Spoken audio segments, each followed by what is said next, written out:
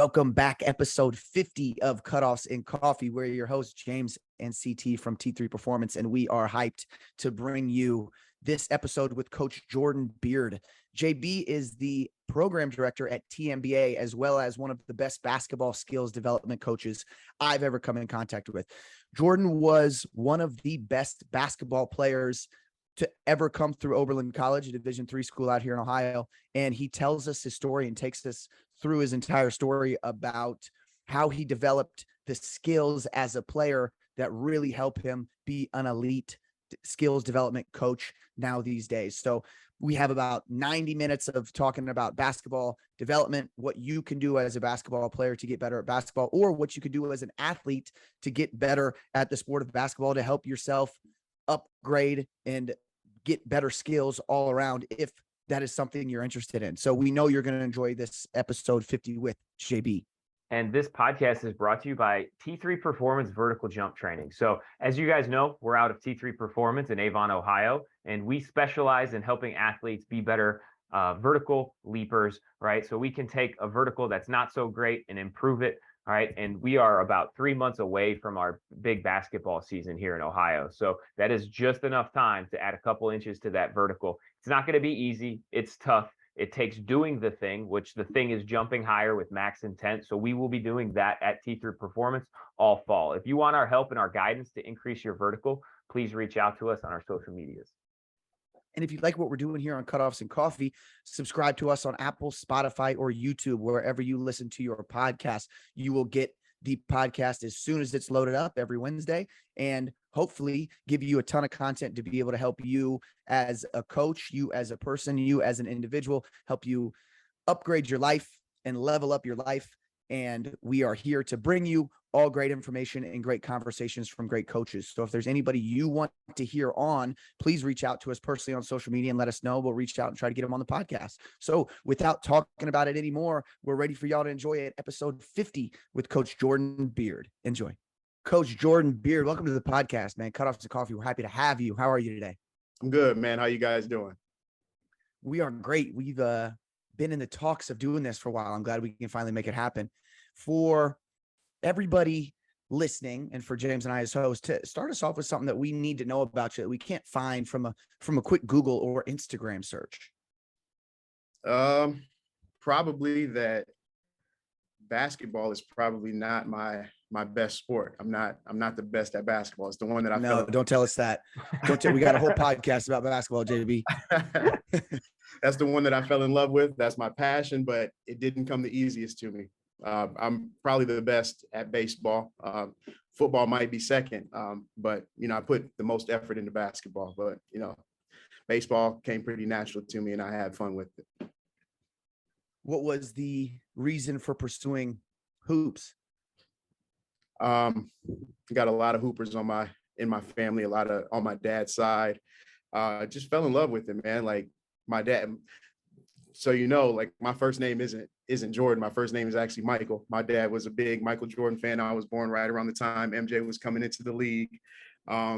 So my mom just wanted me to be Jordan Beard.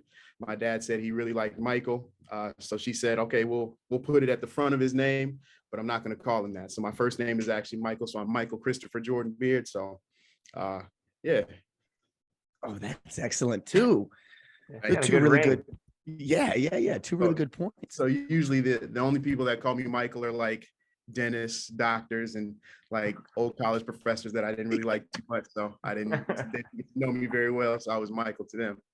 Yeah, like you're sitting in the waiting room and they call your name and nobody responds. You're just looking around like, hey, Michael, get up, whoever that is. That's awesome, man. How about second question we'd like to start this thing off with, just to get the conversational juices flowing, is can you tell us the skill that you most recently taught yourself, or a skill that you're currently working on? So skill, I'm currently working right now. I'm trying to get back into shape so I can, James was talking about you guys might be playing some hoops on Friday. I got to get ready for you guys. So I'm working on my skills, man, trying to get back in shape so I can do it. But right now I'm probably working on a nice little running hook shot, right-handed and left-handed. For an undersized guard, like guards don't usually shoot hooks, and it's kind of it's looked at it as an outdated form of scoring. Like Kareem had the sky hook, but not too many people utilize hooks. But, there are some guards now like that are actually using that hook, and it's super effective.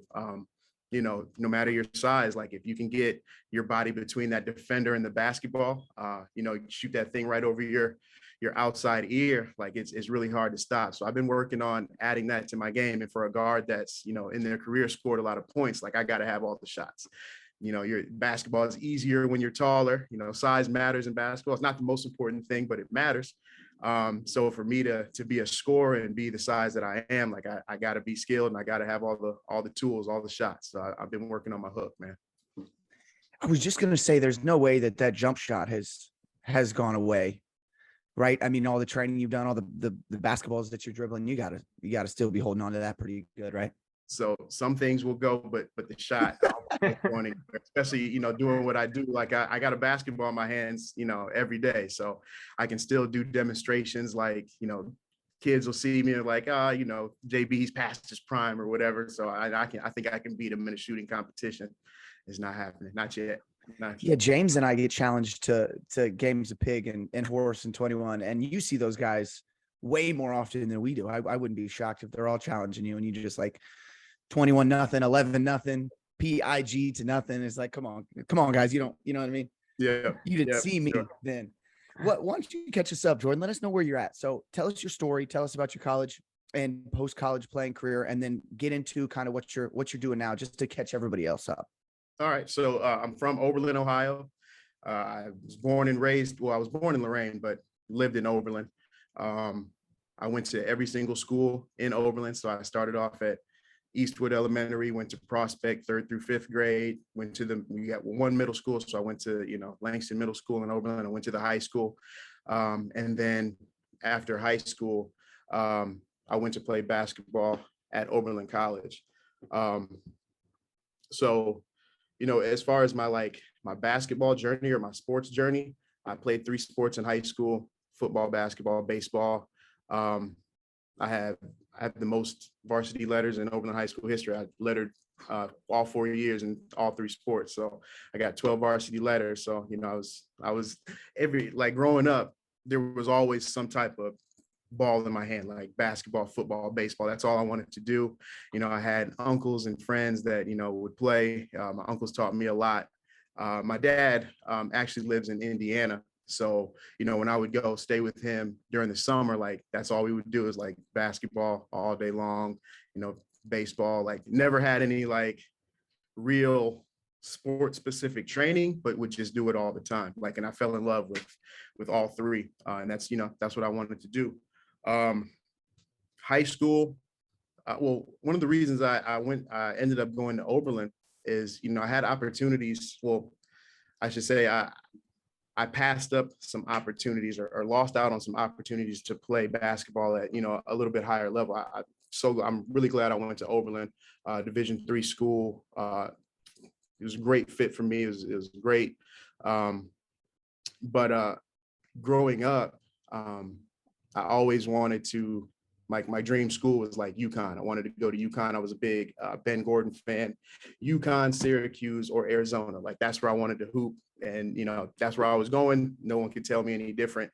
And, growing up with my mom, she didn't know much about the recruiting process. She didn't know how that worked. So, I told her, like, Mom, like, I'm going to UConn. That's where I'm going to play. And, being a supportive mother, she's like, if that's what you want to do, like, do it. So when, some other schools around Ohio and, some pretty good basketball schools, sent me some questionnaires, or, they'd have a coach come to a game. I was never disrespectful, but I never really gave anybody a chance, because my mom said, you want to go to UConn, set your sights on UConn and do whatever you can to get there. So, Akron or Toledo would, send a coach. They'd see me play at a camp, or they'd see me play at an AAU tournament. It was always, yeah, nice to meet you. We'd love to get you on campus, maybe come up and visit, come play with the team, things like that. And it was always, I kind of in a way blew them off, not in a disrespectful way, but, I'm not going to, Tiffin or Ashland, or, not Youngstown State, not Walsh. Those are some of the schools that, kind of showed a little interest. But, if you're not going to respond to, anything that they're sending you, of course, they're going to move on. So kind of at my senior year came on, and, obviously UConn didn't call. They had some other guys had their sights set on guys like Rudy Gay, a foot taller than me with, a 40-inch vertical. So, so I still had some options at that point, but I really liked the coach at Oberlin College. His name was Happy Dobbs at the time. He knew that my ultimate goal, like, no matter what, I want to try to play basketball after school.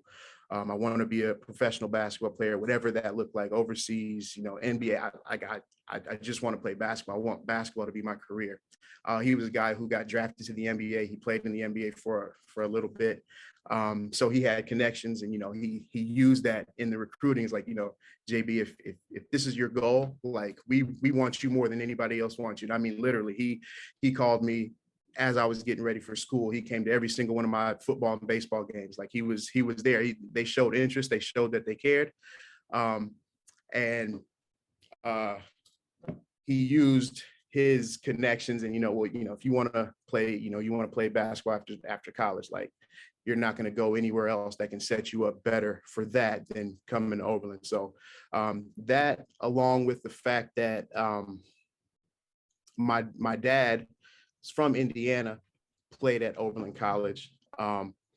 He didn't play any high school basketball. I think one of the Oberlin College coaches was driving through Indiana because they were recruiting a player in Chicago. They heard about this kid, or a couple of kids, which was my dad and my uncle, that were pretty good in Indiana. He stopped there, saw them playing at the boys club. And, back then it wasn't as hard to get into Oberlin. So they were like, hey, they saw him play, loved him. Like, you guys want to come play college basketball, with no high school experience or anything like that. They're like, I mean, yeah, I guess.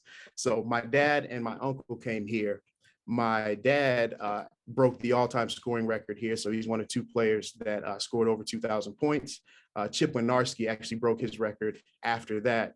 And then my uncle, who was 2 years older than him, came in, as a junior. He scored over 1,000 points, and he's the only player from Oberlin College that's ever been drafted to the NBA. He got drafted by the Cavs. So, there's a history there with Oberlin. I've also had 12 other members of my family attend Oberlin College. So there's like a little legacy thing there. My great grandfather was an art professor there. After UConn, Syracuse, Arizona. Yeah, I realized that probably wasn't going to happen. You're just looking to get some money off of school, and I qualified for the tuition scholarship since I was an Oberlin student. I met the criteria. So, legacy, really liked the coach. He convinced me that I wasn't going to be able to become a better player anywhere else. My dad, my uncle went there. It was right in town. So my mom, who worked at the college, could come see me play. All of my family could come see me play. Like, it was just a really good fit. So that's one of the ways, that's how I ended up, at Oberlin College. And, it was a great decision for me. I met some of my best friends that I have to this day. I was able to stay around, and, I have a younger sister, so I was able to be around her. And, while looking back, I probably could have, some things would have been different in my basketball career had I gone, another place. Like, for what I'm doing now, which is, basketball skills training. After college, while I was, trying to prepare to try to, make a career out of basketball, like, I got a substitute teaching job in my old middle school while I was training. And so I was training myself, but I wanted to make some extra money. And, people had seen me play, they knew I was good. And, they started asking, like, hey, JB, can we come, work out with you at the college? And I'm like, yeah, that's cool. So, I started to train some other people, and I started getting, involved with a little bit of basketball training while I was training myself. And I kind of, I fell in love with it. And, the funny thing about, like, God's plan, transitioning from player to coach or trainer, like, one of the most important things is you have to have facilities, right? So, if I would have gone somewhere else for college, like, I wouldn't have had access to all the facilities that I had access to when I wanted to start, my business, like my basketball training business. So because I worked in the schools, I had access to the middle school, I had access to the high school. Because I, went to the college, I had access to both of the gyms at the college, and also sometimes I was in Hale's gym. So having 5-6 different locations that you can go when things fill up, like, there are a lot of people that are very knowledgeable about basketball that want to get into the basketball training, realm, but they have nowhere to go. So that wasn't, an issue that I ran into, which was a big time blessing. And, if, my path would have taken me somewhere else, I may not have had that opportunity, when I wanted to start getting serious about my basketball training. After college, so while I was, doing the substitute teaching, I was, working out, pretty hard, trying to get myself prepared. So I actually got picked up by a team in the UBA, which is the Universal Basketball Association. And that league was used for like overseas professionals or guys that were trying to get their name out there. They placed a lot of guys overseas. So overseas professionals in their off seasons would come and play in that league just so they could stay sharp, they can get some run in. So I played with the team called the Ohio Racers. And I actually had a lot of success with that squad. And a representative from the Canton Charge, which is the Cleveland Cavaliers developmental team. In the D League, it was the development league then. Now it's the G League, since they got the Gatorade sponsorship. Mm-hmm. So a representative from the Cavs D League team saw me play, and he invited me up to their open tryout. So at the open tryout, there were, guys that they knew that they were probably going to draft. There were guys who, paid a fee to come in and, try to, chase their dream.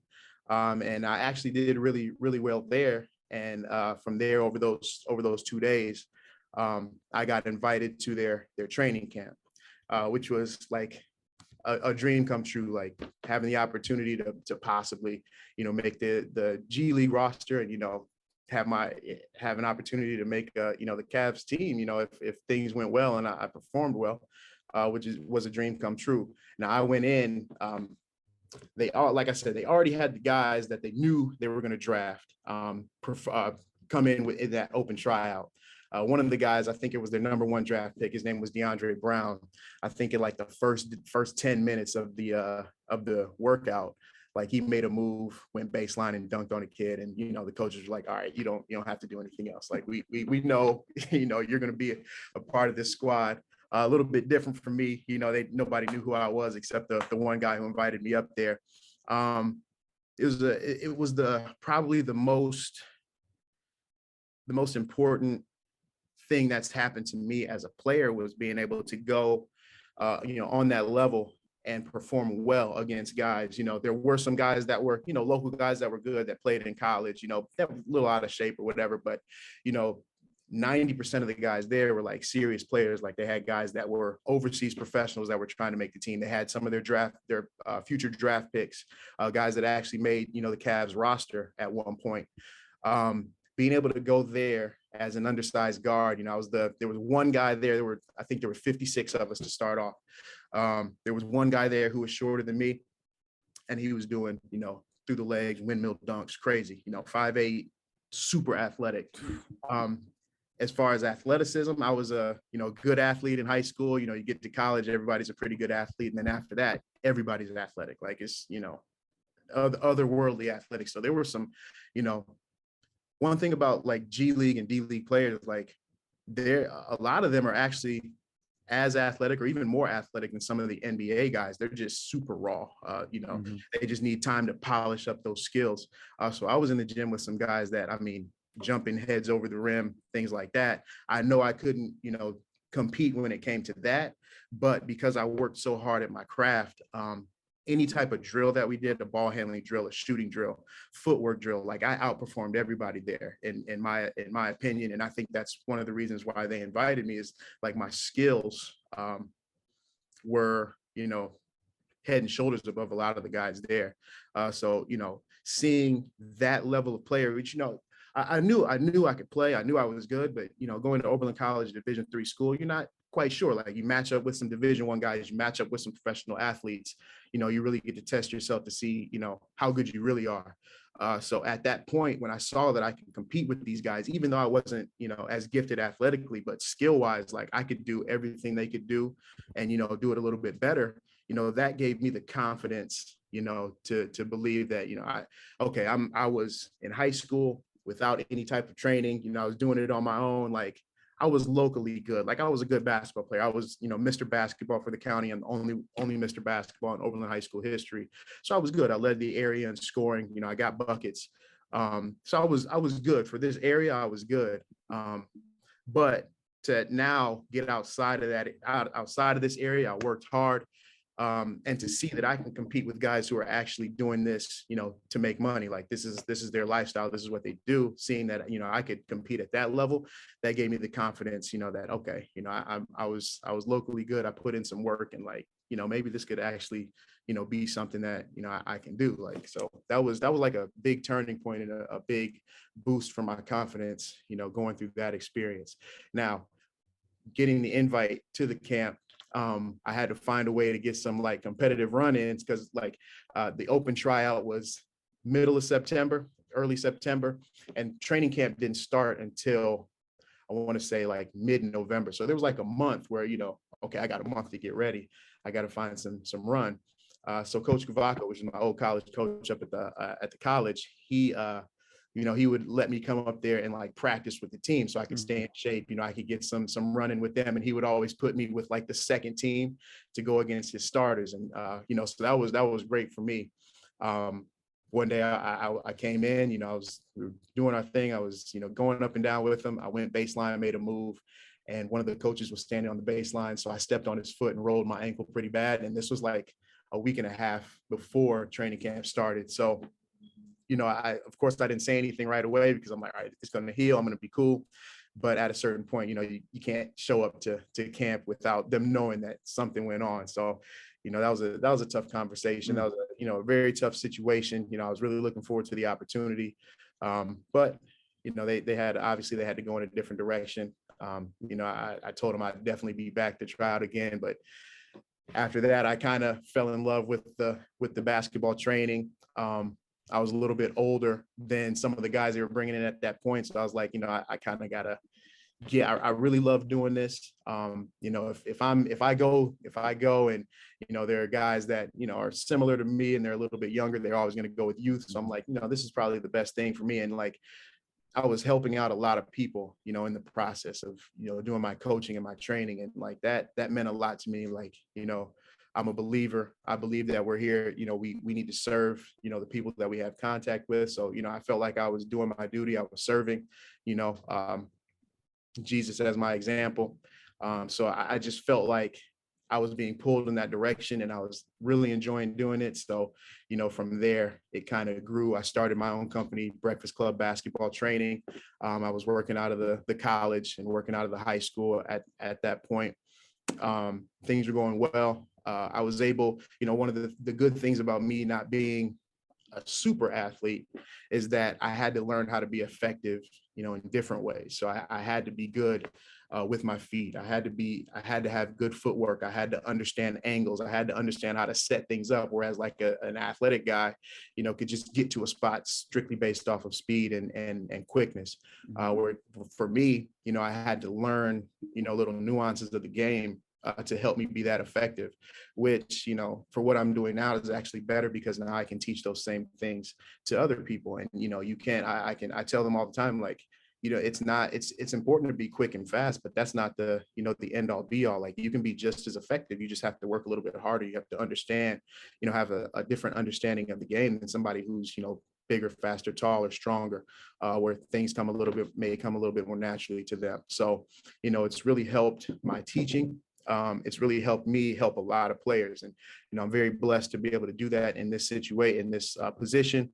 And, I really care about the guys and girls that I work with. So I'm really enjoying what I'm doing now. Taking all of the things, that all the mistakes that I made previously, and trying to help steer, the people that I'm working with in the right direction. So right now I'm with TNBA, the National Basketball Academy. Like I said, I started my own business. I was doing it on my own, but, once COVID hit, all of those gyms that I was using shut down. So, I had to find something else to do. Luckily, there were gyms that were still, being used, and, I got picked up and was brought on to be part of the team out at TNBA. So I'm enjoying what I'm doing right now. It's a great situation, working with a lot of great people, and I'm super blessed. Jordan, as athletes make that transition from athlete to a coach, it's not always a smooth transition. It's not always the easiest thing. When you've spent so much time honing your skills, and then you're working with a kid for the first time, it doesn't obviously come as quick to that kid as you remember it, even though, it's a long process to develop those skill sets. But that coaching communication and that transition from athlete to a coach, were there any like bumps in the road that you had? Were there any times where you had like an aha moment from that coaching perspective to really break through to these kids to teach what you're trying to teach them? What was that process like for you?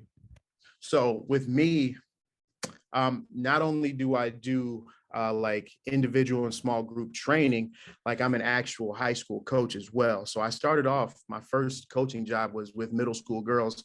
I didn't want to do it, but like I said, I was a substitute. The assistant principal was like, Jordan, we don't have a girls basketball coach. We need you to do it. I'm like, no, I can't. She's like, okay, I'm not asking you. I need you to do it. So I'm like, all right, I'll coach these 7th grade girls. And that was actually, as far as from a coaching standpoint, that's the best thing that's ever happened to me, because I learned how to teach the game, at its most basic level. Girls, I had girls that were, had some talent, and I had girls that had never played before. So while I fought it at first, looking back like I said, is the best thing that's ever happened to me. I was able to learn how to break things down from the ground up, so that I can teach, anybody these building block, what I call building block fundamentals of the game, to help them, transition. So that actually helped a lot with my transition. Now, at the same time, I was also helping out with a high school boys team, and coming from, a college program, coaching college and college kids and high school kids are a lot different. The approach has to be, a lot different. So I came in with a college coach's mindset where it's my way or the highway. This is what we're going to do. This is how we're going to do it. And if you're not on board, you're gone. Coming in with that mindset kind of hurt at first, because I was dealing with kids who are a lot different, that I had a lot of different things going on off the court, outside of basketball. So, with me, I could always take, hard coaching. It would motivate me. So that was easy for me to perform, when maybe a coach was getting on me, or things weren't going well like that. That would push me to go harder. Now, that same approach that others took with me that I could handle, not everybody can handle that. And I at that point, trying to, well, this works for me. Why isn't it working for this kid? Why am I not getting the most out of, some of these players on my high school team? Not thinking that, they could be going through things, at home. They could be having trouble in school. 15 through 18-year-old kids, have a lot of stuff going on. So because, I felt like, I was pretty mentally tough. They should be able to do the same things I can do. I think that was the biggest, that was the toughest thing to transition, is to learn that, it's not a one size fits all thing. Like what works for me and what works for one kid may not work, for the next kid. And as I got older, I got, better. And I started to look in the mirror and say, how can I really help these kids achieve the goals that they want to achieve, but reach them at the same time. I realized that, I had to kind of change my approach, and I had to meet kids, especially young kids, where they are. It can't be, my way or the highway all the time. Of course, we have certain expectations that we want you to live up to, that we want you to uphold. But I know, like, you're going to fall short, just like we've all fallen short in certain areas of our lives. So once I started to become a little softer on that, and like really try to reach the kids where they were, really work with them and, you know, let them help them to understand the why I'm getting on you. This is why the expectation is high. This is why I'm telling you to do it this specific way. This is why I'm raising my voice and I'm yelling at you and I'm pushing you, because you say you want to reach this goal, but the work that you're putting in is not matching up with what you want to accomplish. So, you know, once I started to, you know, actually step back and do what was necessary for myself to show these kids that I care, I think things got a lot better and I became a much better coach. Like I was always pretty good with X's and O's, but basketball and sports in general are much more about X's and are much less about X's and O's than they are about like connection and having the kids feel like you actually care about them. So, you know, if I care about the kids they understand that, they know that I care, and they know the reason why I'm, you know, expecting a lot or getting on them about certain things. And that, you know, that connection or that it bridges that gap a little bit, and you know, it helps their performance. So, you know, once I learned to meet the kids where they are, like I keep saying, I think that's where I kind of turned the corner as far as coaching goes. And now, you know, I'm able to adjust where I need to adjust. I can be firm when I need to be firm, but if, you know, there's a kid that I know responds differently to certain things, like I can pull them aside, and I'm much better with how I approach my players. So, yeah. I just had that conversation yesterday, actually, JB, to one of our younger coaches about how I used to be, you know, 10 years ago, it was, I work this hard, you should be working this hard, right? Or like, why aren't you doing what you say you want to do? And it was my way or the highway always. Yep. And then you realize that is met with so much resistance often. And then you have to develop as a coach. I kind of want, I'm thinking as you're explaining that, and again, being a little introspective, thinking that I was the same way. Is there something that we can do as coaches when working with other coaches who we recognize that are in that place, right? Because I know basketball staffs, there's, you know, a head guy, an assistant guy, and you kind of go down the line, right? Go down the bench. Football is the same way. Strength training is the same way, right? You got a head coach and you got a couple guys working for that coach. Is there something that we can do as coaches to kind of help other coaches recognize, hey man, it's not about that. Like it is about building the relationships. I guess I'm just trying to figure out how we can speed up that process so it doesn't have to be a long process like I went through of taking reps and failing to finally eventually be okay at it, right? Mm-hmm. And like you said, took some time and coaching some younger athletes to realize that, oh, it's not about this. What are there steps we can take? Are there things that we can recognize that we're doing as coaches that we can help other coaches understand that? Or do you think it's just a thing that comes with coaching reps? I mean, it definitely comes with reps and experience. Like you have to fail at it. You know, you're going to have to rub a kid the wrong way. You're going to have to, you know, you may kick a kid off the team or, you know, bump heads with a kid or two. But honestly, I think for me, I can speak for myself. Like I look at it as, okay, I got into this. Why? Was it for me, or was it to help, you know, other kids? Was it to help the people that I wanted to help, to give them the opportunities that, you know, I don't feel like I had, you know, growing up. And I wanted the kids in Oberlin to have a better experience, or at least have a better understanding of, you know, what it takes to accomplish, you know, the goals that you set. So for me, it was much more about looking at myself in the mirror and, you know, okay, my way or the highway. This is how I've done it. This is how it should be done. That's about me. Every kid isn't going to respond to that. So if I'm truly doing it for other people, then I'm going to humble myself. I'm going to try to humble myself and, you know, be empathetic and understand where they are as a person, and try to get a better understanding of what motivates them, what makes them tick, how I can motivate them. I feel like of course, you don't want to lower expectations. You know, you have to have high expectations if you want to, you know, reach, you know, certain goals that you set. But if it's truly about the people that you're working with and you want to be a blessing to them, and you want, you know, you're truly trying to help them, I think, you know, being a little, you know, self-examine, make sure that you're willing to go the extra step to work with, certain people that may be a little bit more difficult. Because if it's just my way or the highway all the time, to me that can kind of signify that it's more about me than it is about the people that I'm trying to help. If I'm really trying to help these people, then I'm going to do whatever I can to make sure I'm reaching them, or, I may not reach them, but at least I'm trying. I'm looking at myself to say, what can I do better?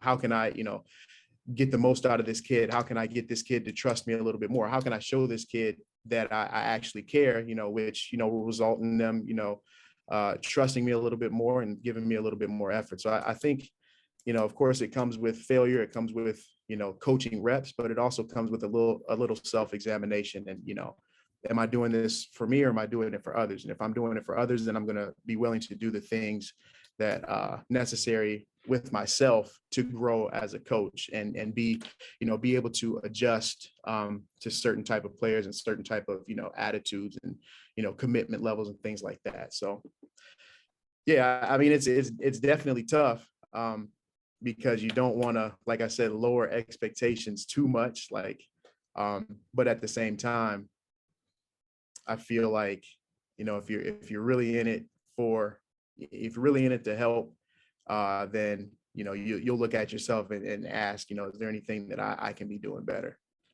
And I think one thing that you probably gained from your, experiences as a high level basketball player is kind of understanding that, it's not in the cards for everybody to get to the level that you got at. So the end goal of playing basketball might be the camaraderie. It might be the lessons learned from work ethic. It might be the process of setting goals and understanding different types of goals. And so when you have that perspective, it might be easier to not necessarily lower expectations, but match those expectations with the intended outcomes of helping people be better people through the sport of basketball.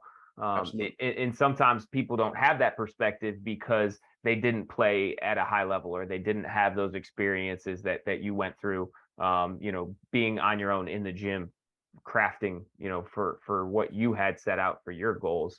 They never went through that. So they assume that all we need to do is work harder and do more, and then we'll get to where we expect ourselves to be. I kind of want to transition to just finding out what it's like to work with you as a coach. So let's say I'm an eighth grader that you've never worked with before, and I'm coming into the gym to do a session with you. What does that first session look like for you to kind of get a gauge on where I'm at as an athlete, and what kind of things are you going to be putting me through in that session? And I'm going to be taking notes here because we have these Friday pickup games. So let me get a pencil out. James, I literally was about to say the same thing. I'm getting my notepad out here. So give us the cheat codes, Coach. The first thing with me is the first session starts way before the first session. I'm texting parents, about, okay, what is it? Getting as much information as possible. What position do they play? What are their strengths? What are some things that, that they may be a little bit weaker in? What are the areas that they want to improve, and what are the areas, as a parent, you want to see them improve? So, I'll take all of that information. What position do they play? What school do they play for? That's going to determine, what their role might be on a team at a certain position. So I'm taking into consideration all of that stuff. And then, getting a gauge on where I go with what they give me, and mixing it with the things, like I said, the building block fundamentals that I know are important for the success of every basketball player. So I'm working on putting those things together to make, a program, an individual program for each one of my players. So if you come to any of my sessions, one session may look completely different from another. So it's not going to be I'm working with this high-level high school player, and that session looks the same as if I'm working with, these fourth and fifth grade players that are at a completely different level. So I'm taking what parents and players give me, what they want to work on, and, putting it together with the things that I know they need to get better at, regardless of position, size, what school they go to, anything like that. So, so I try to be as prepared as possible before that first session. And once the first session starts, I'll take them through my little evaluation. So certain skills that I know they need to have, we always start off with those things. I have a checklist, so I go through that checklist, and however how they perform in those checklisted items, like I know where to go from there. So usually first sessions are pretty similar, the first half, and then second half we'll get into some of the things that they want to get better at. And then from there, once I actually see a player, then I can develop further, where what direction our training sessions will take from that point on. I think that as you're working with a new client, and at least, what I've seen over the years is the sooner we can get some early wins, the longer that client is going to stay with us. And having that success early on helps both the athlete and the parent kind of see the value in them working with you. What are some of those early wins that you kind of identify to seek out? And then how do you kind of set that up? Because, we can win in training, but that might not help us in the game. How do you set it up as matching, those early wins with how it translates to them playing? So early wins in a basketball training session. Obviously you put the ball in the basket, that's what basketball is about, is putting the ball in the basket. So the quicker I can get a player, that maybe struggles with a jump shot or struggles with making, a left hand or offhanded layup, like the quicker we can get to seeing the ball go in the basket, the better. But also, with things like ball handling, with my checklisted items, I always let the player perform without any type of instruction. And usually, 90% of the time, they're not going to perform it perfectly.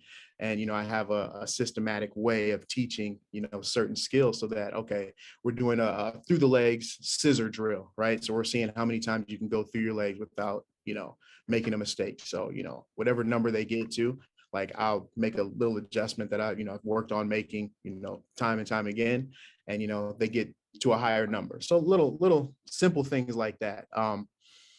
Working on, certain layups for younger players, they can't quite get the ball to the basket, or shooting a free throw. This young player can't quite get the ball to the basket. Okay, well, let's break down their jump shot. We see that their rhythm is a little bit off. So maybe their knees are bending while their arms are raising, so their body is working opposite. So now I make the slight adjustment to make sure the upper body is connected to the lower body. So as everything's working down, everything's going in one direction, and that's going to help you generate more momentum to get the ball to the rim. So even if they're not making shots, they couldn't even get the ball to the rim, at the beginning of the session. Now they're actually hitting the rim. Now they're getting closer to making shots. So, those are some of the small wins, like with younger players, that we can get to, that parents love it. Kids feel a lot better. Like, okay, I wasn't driving my knee up on this layup. Now Coach Jordan taught me how to, plant my inside foot and drive my outside knee up, which gives me more momentum to get the ball into the square. We're making some more shots. So, they feel good about those things. They feel like the training is helping, and it is helping. But, honestly, I know that whatever we do is going to help them, progress. But it's not really about me knowing that. I know that already. It's about them feeling like it's going to help. So that's much more important.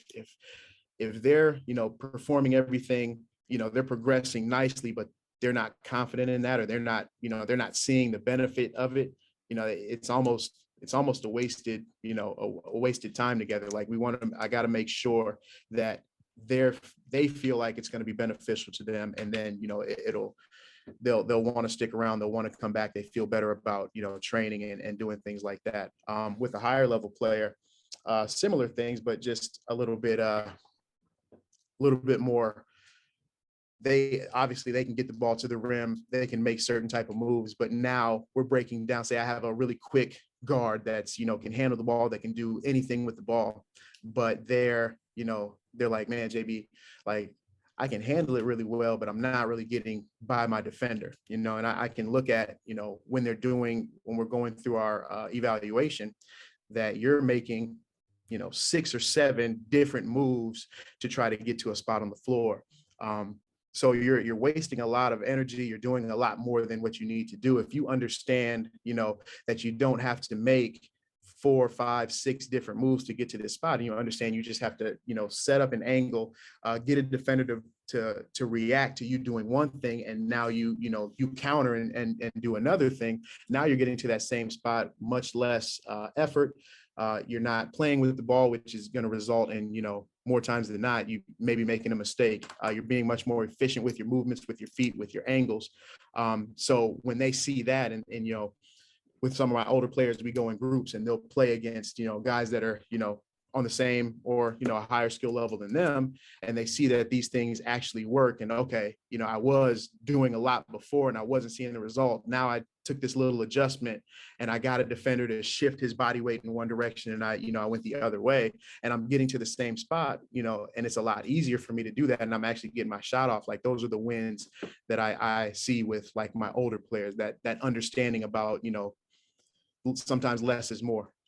So, they usually, those guys feel good about that. And when, you got a guy that's really, really skilled, but basketball is a simple game. The simplification of the game for my older players really helps them to get a better understanding of how to play at the level that they want to play at. Because, my older guys, they want to go to college, they want to go D1, they want to go to the NBA. But if, except there are a few exceptions, but, like other than like a Kyrie Irving or a Steph Curry, like guys in the NBA are, making very simple moves. Like they're not playing around with the basketball. They're getting to their spots. They're being efficient.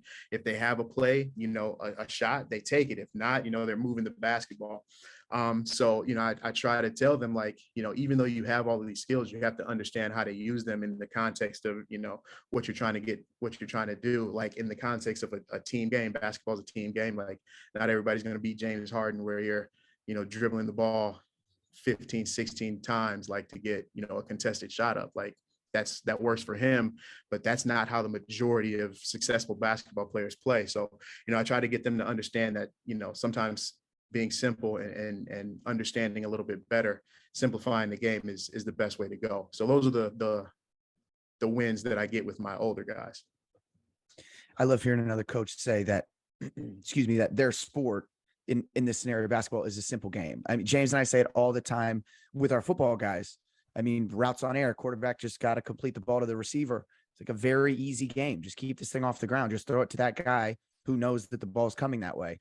But I think because social media and because, sports entertainment now, everybody thinks you got to do way more. Mm-hmm. And it really, like you said, you just got to put the ball in the bucket. Yep. Right. That's it. I mean, football receivers, you just got to catch the football and then turn up the field. Like it's very simple, but we tend to make it a little too difficult.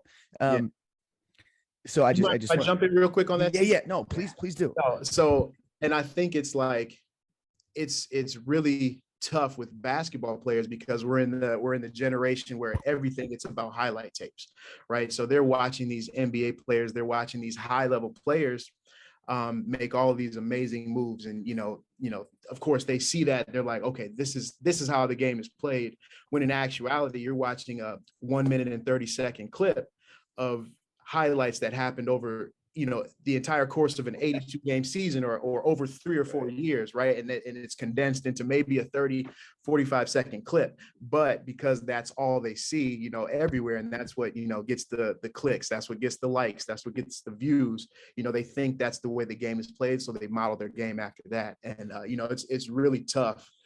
Not so much with the younger players because they're not at that point yet, but the guys who are like middle school transitioning into high school, like they think, okay, this is what I got to do to get a scholarship. This is what I got to do to make it to the league. I got to beat Kyrie, and every single play down the court has to be a highlight play. Otherwise, it's a waste. It's not a success.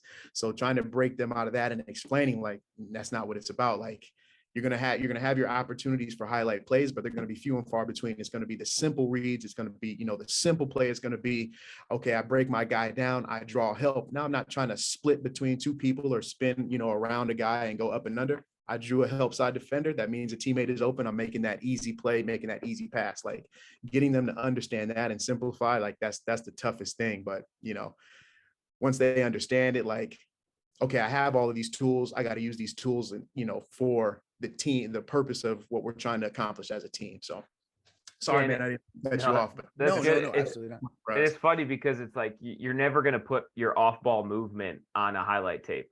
Like Right. when you don't have the ball as a basketball player, you're never going to put that off-ball movement on a highlight tape. And what ends up on the highlight tape is like the 3 moves to a jump shot, but then they clip away from the jump shot because it didn't go in, but they're focused on 3 moves. And in football, it's like, dude, check out this wide receiver's release off of press coverage, but then it stops because he dropped the ball and they don't like show that part.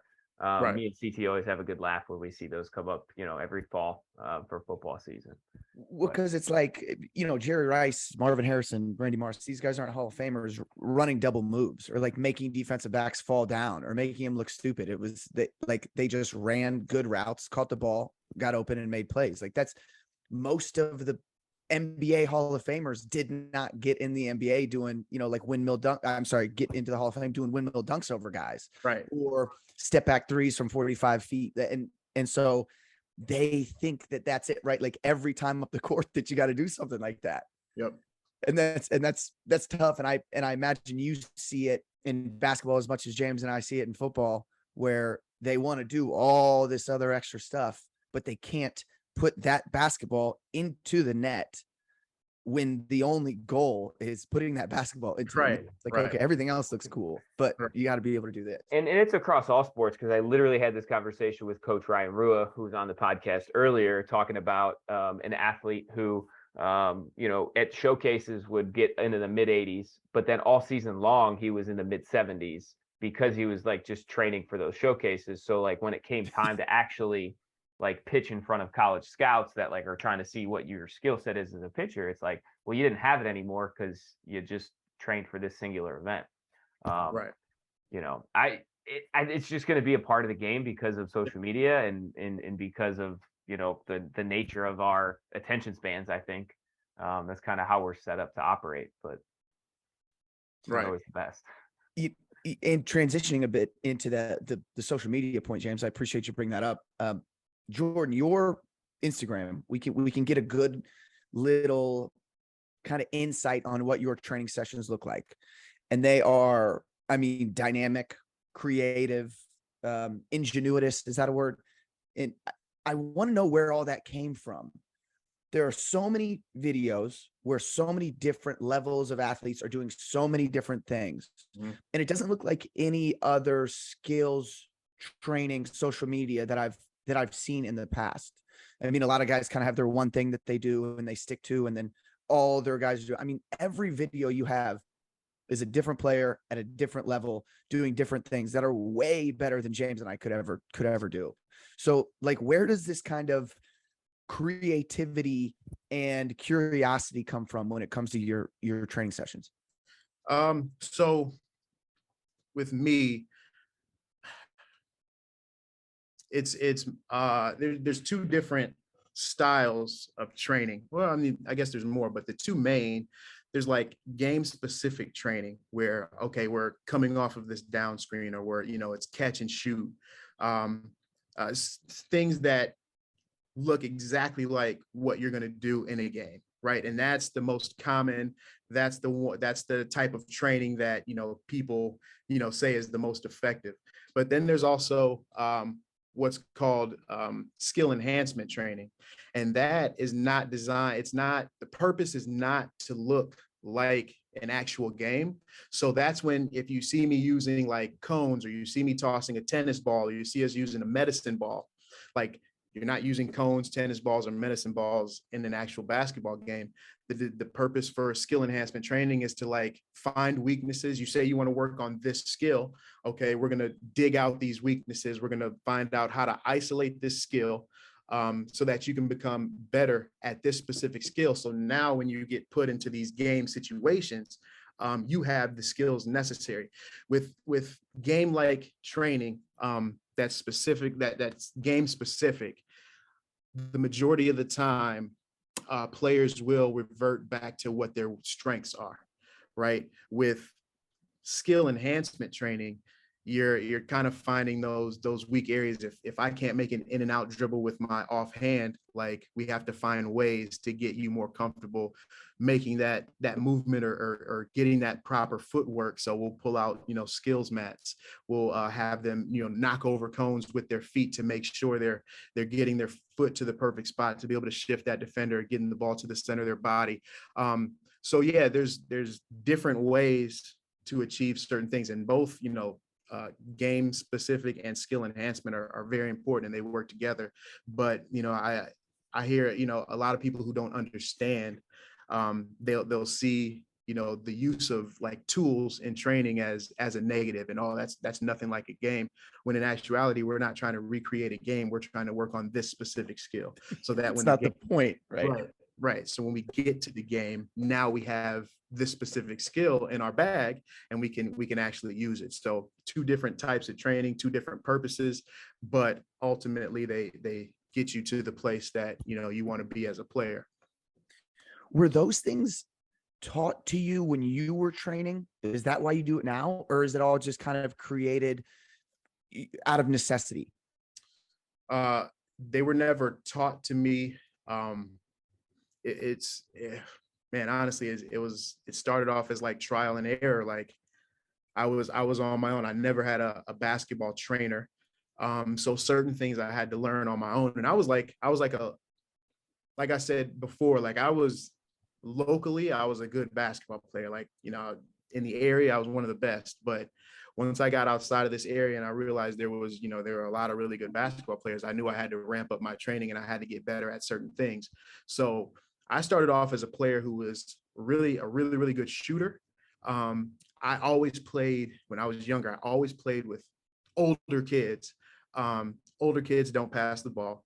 Older kids, they don't trust younger kids. So, as I was playing, not getting the ball, like I had to figure out, okay, what can I do like to fit it or to like make myself be like on this level? What can I do to get, to have an impact on a basketball game as a younger player playing with older kids who don't play? So the first thing that happened, I get fouled. None of the kids can make free throws. Like, I can make my free throws. Like if I get fouled, I'm going to make every single free throw that I shoot. So that kind of started my progression as like a shooter. Okay, I'm going to be a really good shooter. If I get the ball and I shoot it, like I'm knocking it down. So, I started off from a young age as being like a really, really good shooter, and focusing on that shot making. But as I got older, it's really good to make shots. Like putting the ball in the basket, making shots can cover a multitude of weak areas that you might be weak in. Like I know guys that, even at the highest level that can't play a lick of defense, but, they're shooting 45% from three. They're going to have spots on teams. They're going to find minutes for guys like that, because shot making, covers errors and weaknesses and, things like that. So as I transition to a higher level of basketball, and, I'm a two guard that can knock down any shot, transitioning to a higher level of basketball, I kind of had to move over to the point guard position. Now I was a good ball handler. I was good enough with the ball to know that like somebody wasn't just going to come up to me and take the ball from me, but I wasn't super comfortable handling pressure. So as I got older and I transitioned to the point guard position, I was like, man, I got to find a way to get better at this skill. Like I'm 5'10", like I'm shooting guards in the NBA, they're 6'6", they're 6'5", right? KD's, a small forward. He can play any position. He's 7 feet tall, right? I'm not going to be, in the mid post like MJ shooting fadeaways over 6'7" guys. So I have to find a way to be, effective with what I have. So I was like, all right, so I'm really going to focus on working on this ball handling, and with, ball handling and angles, like you have to find certain ways to manipulate the ball, manipulate your body, to get a desired result, to get a defender to shift one way. You have to be so good with the basketball that, I don't have to think. Like when I'm dribbling a basketball, I want to be so good with it that I can focus on every other thing on the court. You know, as a point guard, I have to understand what the defense is doing. I have to know what play we're running. I have to know what the coach is, saying to me. I have to find ways to get so good with this basketball that when I'm dribbling it, it doesn't even feel like I have a basketball. I'm just walking, right? So it has to become second nature, this ball in my hand. So I would dribble all the time. I would set up cones. I would make certain moves at cones. I started to work on, taking my focus off of the basketball. So I would have friends toss me tennis balls. I would work on, going through my legs and touching a chair as I went by, or picking up a cone as I went by. So I did some of those things on my own. And then, being on social media, seeing, now that everything is, public, you can go on YouTube and find thousands and thousands of drills. Like, you start to pick up on certain things. You say, oh, that's cool. And, that kind of goes with some of the things that I do. So I'm going to try that out, and I'm going to, maybe adjust to what, my clients may need, or what works for me. So I'm not going to say that, oh yeah, I invented all of this stuff like that. That would be misleading. But I did, start, doing my own thing, dribbling and throwing tennis balls up against the wall and catching them. So now the tennis ball is taking my focus off of the basketball. This tennis ball represents all of the other things that I have to focus on in a basketball game as a point guard. And, doing that over and over, you start to forget completely about the basketball. It just becomes second nature. So I just try to take what I started all of those years ago with myself to another level.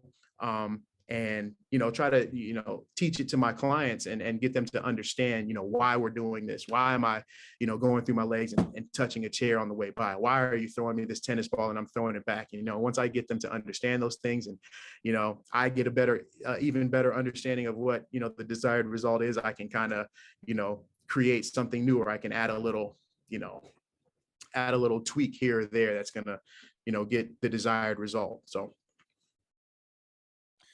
What are some of the things when you're talking to your athletes, when you're talking to other coaches, when you're talking to parents, let's say, who've seen a lot of skill sessions coached, what are some of the things that you think, and I kind of am referring to it as low hanging fruit, right? Some of the things that our basketball players should be doing more often to get better results, as opposed to some of the stuff that they do that doesn't give us a ton of bang for a buck. Are there things that you see often kind of in the industry that you think could be improved to help athletes get better quicker? So two of the main things would be the intensity of sessions. So many people come into sessions, training sessions where the whole goal is to get better. They come in and they don't put forth full effort because they're doing whatever they can to avoid making a mistake. And you're not going to be, if you don't come out of your comfort zone, if you don't push yourself past your comfort level, like past that comfortable limit, like, how are you ever going to make real improvement?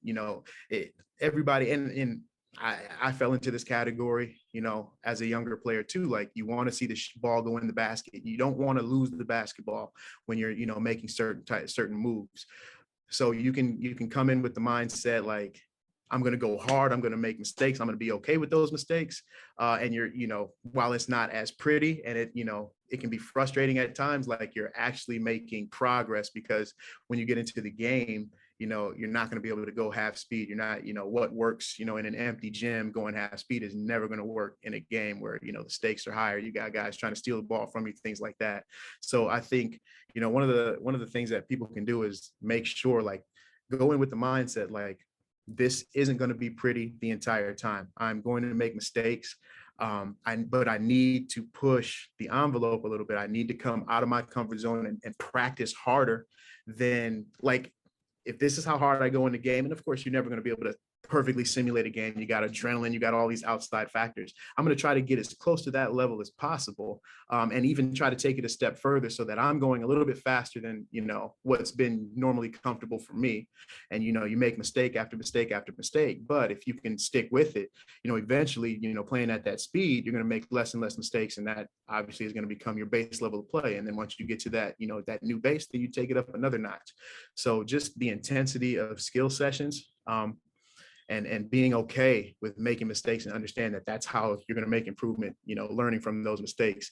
And then also, one of the things that I see is, like, just not being in great shape. Like, you got to be in shape to play basketball. If two guys come into a game, right, and they're both A players, as the game goes along, like, they start off, both of them are performing like an A player, but, one, took the time to get his body in better condition. He runs in the off season, he runs hills, he runs, he gets on the treadmill, he gets on the stationary bike. They're really similar in skill, and one chooses not to do that. Once that, third and fourth quarter, there's going to be decline in both players. But, the guy who took the time to get his body in better condition, once the fourth quarter comes, he's still going to be performing like an A player. Whereas the guy who didn't, value, conditioning and didn't work to get himself in the best condition possible, he may be playing like a C- player, right? And that's a big difference, in crunch time and winning time. So, that's something that conditioning and having your body in the best shape possible for younger players, like, that doesn't take skill, that doesn't take, height, speed, strength, anything like that. Like, all of it, it's something that's 100% within, your control. And, just getting yourself ready to perform, for longer periods of time is going to help immediately. Like, because you're able to do these things longer, the do them at your peak for longer. Like, that's one of those low-hanging fruits that I talk to my guys about a lot, is, just try to get your body in the best shape possible. And, it's funny coming from me, because, like, I never, I wasn't always in the best shape. Like, at certain points in my career, I was in really good shape, and then others I would let it slip. So to hear that from me is kind of funny. But, like, I'm old enough now, like, I've gone through that. I've seen what I was like as, an in shape player versus an out of shape player. And, starting off the game, like, killing both ways. Like, I'm doing what I need to do. But as the game went on, like, that fatigue will make a coward out of anybody. And, you just don't have what you had, to start the game off. So, just the intensity of workouts, intensity of your sessions, being okay with making mistakes and doing your best to learn from those mistakes, and then just being in the best shape possible so that you can sustain, what you're able to do. And what are some things that you'd recommend for your guys that may not be in game ready shape to do? And we just had a conversation in one of our shows about not always using and leaning on the sport itself to get that conditioning in. And part of the reason I would think with basketball is because if you're using only basketball as conditioning, like, there's so many other things that go into basketball other than just cardiovascular output, and that's like the decisions you're making. The amount of times that you're cutting, and, like, you could easily just take plays off on defense and not get the cardiovascular output. So there's all these things that kind of go into getting into, what you would call is like the best basketball shape possible. What were some of the things when you were feeling your best that you were doing outside of just getting good runs in? So I had a Reebok stepper that I would do a lot of footwork drills with. I would get on the speed and agility ladder. I would run bleachers. If I felt like I was putting too much pounding on my body, like, I would take 15-20 minutes to get on the stationary bike, like, and do intervals where I was going, like, as hard as I could for 30 seconds and then resting, for whatever amount of time. So, like, just finding different ways, jumping rope, things like that. Just setting aside time in my schedule, like, this time of day is going to be, like, these days are going to be for, like, on court, like, I'm shooting, I'm doing ball handling stuff, finishing at the rim, but then finding, a little 30 minutes here and there, well, not here and there, but on a schedule, finding 30 minutes throughout my day to make sure, like, I'm working on, the conditioning part of it too. Where, Jordan, do you think the weight room fits in with all of that? Do you think, because I know, you talk to two basketball players, one makes it a number one priority and another one doesn't ever even walk in. Where do you think it kind of supplements the skill training? Oh man, it's a game changer. And, lifting was something that, early on in my career, I never did it. Like, it was, okay, I want to get better at basketball. Okay, I got to play basketball. That's from, a young kid, like, that's the most logical thing. Like, I want to be a better basketball player. I want to shoot better. I got to go shoot. I want to dribble better. I got to go dribble. But just, strengthening up your body, and being able to do those things harder, faster, more explosively, like, that's an absolute game changer. And I can tell you from, when I wasn't lifting compared to when I was lifting and doing some, explosive things in the weight room, doing some plyometrics, like night and day. I could, as an athlete, you always want to be able to run faster, jump higher. You're putting your body under those stresses. Like you're teaching your body how to do those things. Like everything you do is going to be better. So now I have a pretty quick crossover. Okay, now I'm working in the weight room with the medicine ball and I'm doing some twists, and now my rip through is faster. It's more explosive. I want to be, quicker with my first step. All right, I'm doing stuff in a weighted vest on a Reebok stair stepper, and I'm doing some lateral movements. Now all of my movements, going laterally in my first step forward, and everything, it's much faster. So you become a much better player, obviously. As well, I say obviously now, it wasn't obvious to me back then, but now, like, there's no denying it. But I definitely, for me, I came from right behind a generation where, oh, if you lift weights, it's going to mess up your jump shot, right? And we know that that's not the case at all anymore. Like, you want to lift, it's going to help, your strength is going to help your range. You just have to make sure you're shooting also while you're lifting. Like, yeah, if you go in there with, I'm lifting heavy weights and, I'm doing that and I'm never shooting a shot. Yeah, your shot is going to feel different. But as long as you're shooting, you're supplementing your lifting with shooting, like, you're going to make the proper adjustment. So, yeah, I think I struggled with, understanding the benefits of lifting, which, looking back on it, like that was stupid. Like, I wish I would have thought a little bit harder about it, or I would have had a little bit better advice, about, lifting and actually getting my body stronger and more explosive, because it only helps, man. And that's one of the things that I tell my guys, like, you got to get in the weight room. You got to put your body under that stress, man. It's going to make every movement that you make, it's going to help you shoot from further. It's going to help you jump higher. It's going to help you move quicker laterally. Like, that's all things that we need in the game of basketball to be your best, to be the best that you could be. So yeah, the strength training is definitely important. That's awesome to hear you say that. I think a guy like maybe Mike Bibby, by now, he might have changed his jump shot after kind of seeing how, one of my favorite players of all time, how he looks now. James, I don't know if you've seen the clip of him, but he's in like a white tank top. And the Jordan tank top. That's what he is, jacked out of his mind. That's the first thing I thought. Oh, maybe his jump shot looks a little different now with those arms. But it almost seems like some of the guys think that they're going to end up like that after one session in the weight room. Like, hey man, I can't get too bulky. It's like, well, no, I don't think it's the training. I think it's the steroids. You know what I mean? Or, not saying that's, but it's like, that's the thing, right? It's like, okay, he was prioritizing other things, right, over basketball. That's how we got like this.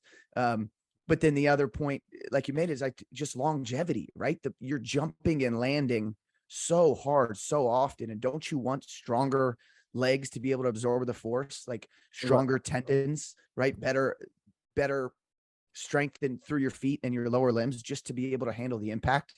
And that's always, I think, the point that I try to bring up to the guys is like, you want to play as long as you can at the highest level you can. You've got to do something to be able to prepare your body for the crazy demands of the sport of basketball. Yeah. And I think that's something that a lot of people don't understand, is the injury prevention, and, being stronger is going to help you play longer. Like, I think if people understood the actual benefits of it, like, they would be much more inclined to, incorporate it, or, seek out some help and some strength and conditioning for it. But I don't think,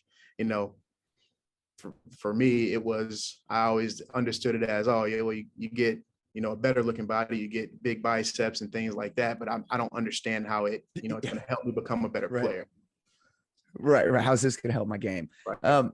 Anytime, Jordan, that we have a basketball guy on, we get, negative feedback if we don't talk about jump training. Mm-hmm. Right. Because everybody wants to hear, how to get people to jump high and jump far and jump fast. And you had mentioned some plyometrics. Are there things that you did personally, or that you've had clients do, or that you've seen as far as being able to help the individual specifically add, inches to their vertical jump, something that basketball players are always looking to do? Yeah. So I actually had some success with that. So one thing I didn't talk about was like all the injuries that I had, once high school ended. Like after my senior year of high school, during that summer, I tore my ACL and I tore both of both menisci in my left knee. So I was out for that. I came back from that too early and my left leg wasn't strong enough. I was overcompensating on my right leg. I developed a stress fracture in my tibia. So, out 7-8 months for the ACL. Very next year, out 8 months with the tibial stress fracture. And then later on, like after I had finished playing, but I still wanted to play like in leagues, and I still had the itch to be the best player that I could be. I tore my meniscus again and had to get surgery. So I was like, I got to do something to strengthen up these muscles around, my leg to make sure that I'm not making the same mistakes that I did before. And I'm not like these injuries aren't compounding. I actually got in the weight room and I did some rehab. And then I actually was like, you know what, like I can get up a little bit. Like I can, if I actually absolutely have to, I can go up and I can put a, dunk one-handed, whatever. But, I want to be able to do a little bit more. I want to see if I can get, kind of I want to be explosive. So I actually did some jump training. And one of the things, I ordered a program. One of the things that I learned from the program, and I could be completely off here, is, with jump training and strength training, my goal was to be able to jump one time as high as I could. What I was doing previously, I had tried it before when I was in high school because I just wanted to dunk on everybody. Like that was the goal. So what I was doing is I was training at a lower intensity with more reps. So I was doing, jumping maybe 50 to 75% of my capacity, a bunch of times. So what I found out later from this, program that I used is, I was training myself to jump lower more times rather than cutting down on the reps, but doing each rep with like full intensity. Now I'm teaching myself, I'm teaching my brain that, I'm doing this movement as explosively as possible while under stress, while holding weights. When I did my squats, like I went down slow, and then I would, even though I wasn't moving the weight relatively fast, like I was exploding with the intensity of an actual jump, less time. So now I'm teaching myself how to be explosive one time, right? So I actually saw a big difference from doing the type of training that I was doing as a younger player to when after I had my my last surgery. I came back and I wanted to jump higher, so I started training less reps, but more intensity. And I actually saw a big increase in my, explosiveness, which was pretty cool. What was it the program that changed your kind of approach to that? Is that what you're saying? Yep. Was that a popular program that people were running and people were buying, or was that just something that you found? So it's something I was doing some research online and I found a program. It was like called the Jump Manual, I think. So I took a look at that, and that was one of the things that he suggested. He was like, if you want to jump high one time, practice jumping as hard as you can. When you're doing your deadlifts and when you're doing your squats and your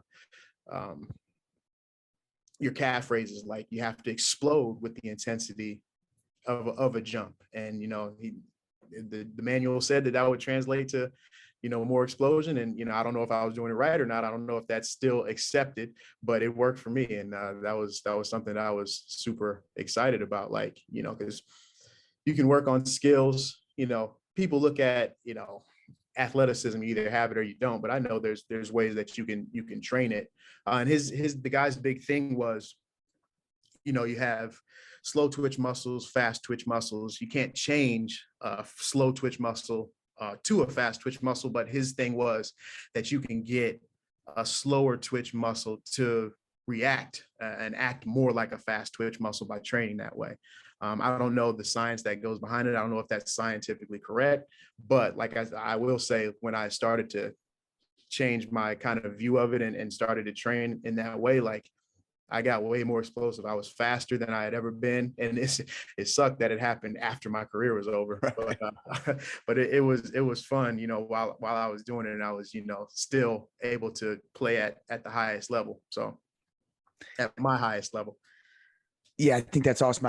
Even just like working in some intentional jump training, I think is again, kind of, we've mentioned like a low hanging fruit Mhm. where, a lot of the basketball players want to go out and just play the sport. Yeah. But then, like we said, if you're playing for 3 or 4 hours, the output is different than it is if you go for 2 or 3 max effort jumps. Right. Right. Right. And so I think that's kind of how my training has switched a little bit within the last, I don't know, year or so. Is intentionally I'm trying to go out and jump as high as I can a couple times a week, not under fatigue, where I'm just fresh and springy and have been able to see some success there. A couple other things kind of wrap up here. I am interested because, you mentioned you have some Indiana roots. I grew up in just north of Indianapolis, Indiana, and everybody who spends time in Indiana knows that we are a huge basketball state. Yeah. And so even you saying that, like, yeah, I would go spend time with my dad in Indiana playing basketball, I know what that meant, right? Like that means you were really out there getting after it. When you were that age and you were in Indiana playing a ton of basketball, were there players that you were watching in college, like you said, at UConn or, wherever, or in the NBA, who you really emulated and you would go out on the court and try to play like those individual athletes? And if they were, who were some of those guys? So it was funny you said Mike Bibby was one of your favorite players. Like that was my guy. Like he was under the radar. He was good, but he wasn't on the level of like talked about like in Iverson or Stephon Marbury, any of those guys. But he could play. And honestly, like I wouldn't say Kobe hater, but I didn't like Kobe because my favorite player is Michael Jordan, and I felt like he was like a real threat to like he might be better than MJ. Like I don't really like this guy. He seems kind of cocky, so I'm not gonna like him too much. And I remember in the 2002 playoffs where the Kings played the Lakers, Mike Bibby was going off, and I remember that series so well. He was going at Kobe, and that was one of the best series I had ever seen. And from that point, like I liked Mike Bibby before that, but that kind of solidified him as, okay, that's my guy. Like he's under the radar just like me. He should be an all-star. He's good enough to be an all-star. Like that's who I'm rocking with. I'm not jumping on the Iverson bandwagon, the Kobe bandwagon, T-Mac. Those guys are great, but Mike Bibby is my guy. So my locker in high school was like, I had a basketball, like one of those mini hoops that you stick in. I had it in my locker, and all of the pictures were Mike Bibby. Like my art projects in high school, I was like doing sketches of Mike Bibby. Like, yeah, that's my guy right there. He's undersized, he has skills, he can shoot it, he can handle it. So Mike Bibby was one of those guys for me. MJ, like my whole room at home was just Michael Jordan. Like I wasn't 6'6", and I couldn't take everything that he was doing, but you hear legendary stories about his work ethic and the things that he was willing to do to become a really good player. And while I didn't know exactly how to do it, like I was out on the courts all day long, like, working on things, like trying to just take a piece of what made him great, add it to, what I was trying to do. So of course I couldn't jump or dunk like him, but I had many hoops in my house, like that I would do his dunks on. When I was younger, being in Ohio, like we got on our cable network, we got the station WGN, and it's a Chicago station. So we would get all of the Bulls games. So when he was in 98, I was in, I think, 6th grade. So I got a chance to watch every single Bulls game, which was a dream for me. So I would have my mini hoop on the door in the back of the house. I would have the Bulls game on, and whenever Michael Jordan made a move, I would do that same move on my hoop over and over and over again until he did something else, and then I would work on that. So Michael Jordan was a guy that, while I couldn't do all the things he did, like some of his work ethic things, I tried to take, his jump shot, how he had his elbow high, the ball was high over his head. Like I tried to emulate some of those things, and I just wanted to be great like he was. So MJ, Mike Bibby, I really like young Ray Allen, like Sonic's Ray Allen. Because I was going to say earlier, he was a UConn guy, right? Ray Allen was a UConn guy. Ray Allen, man, yeah, he was fun to watch in college. Yep, in college, and then, like I said, when he played for the Sonics, when of course, everybody remembers Ray Allen from his Heat days or his Celtics days, where he was mainly like a spot up shooter, a guy that can knock down a shot. But before that, man, he was the man. Like he could do everything. So guys like that really tried to model my game after. And then, you know, as I got older and I started to transition to the point guard position, like I really watched a lot of the point guards in the league. So like Steve Francis, Stephon Marbury, AI, Baron Davis is probably one of my all-time favorite, you know, strong guard, super athletic. Like, so, you know, some of the things that they could do with the ball, I tried to emulate some of those things. Man, when we get together, we're gonna have to talk like 90s, 2000s NBA, because all those guys you were talking about are just like idols of mine growing up.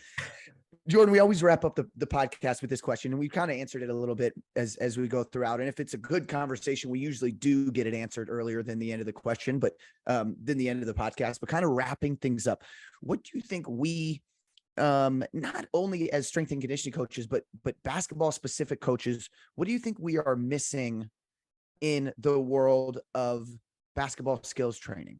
Like if you were speaking to 1,000 basketball skills coaches and you said, hey, let's change this, let's make this change, and it's going to help everybody we work with, what do you think that thing is that you would say?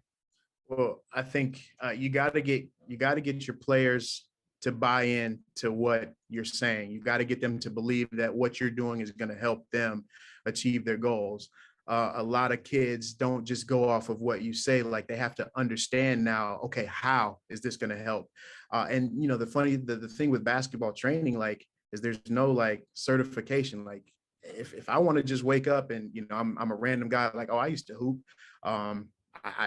This trainer, he doesn't know what he's doing. I can do it better than him. If I decide that morning I'm a basketball trainer, I'm a basketball trainer. Like, there's nothing I have to do. I don't have to go to school for it. I don't have to get a degree, no type of certification. If I have a place to go and I have, you know, clients, I'm a basketball trainer.